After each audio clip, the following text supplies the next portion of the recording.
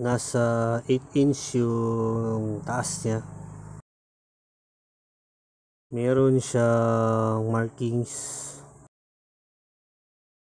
Yan ang kanyang harap. Articulated siya na robot.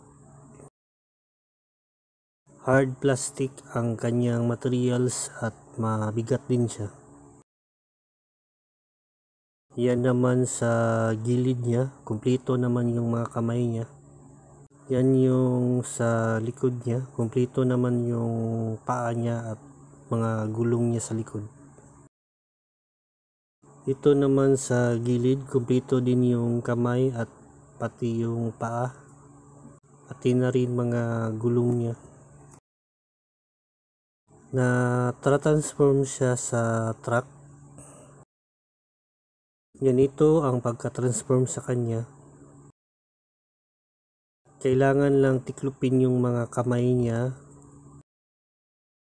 Yan yung magiging likod na part ng truck. At sa may paa naman niya ay yun yung harapan ng truck.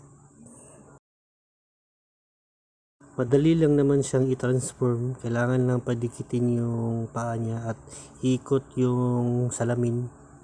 Gaya niyan at transform na siya sa truck.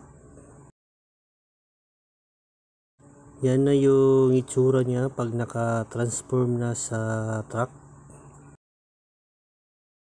Hindi siya battery operated. Kumpleto naman yung mga gulong niya. Tinutulak lang siya para tumakbo. Ayos siyang gawing pang koleksyon.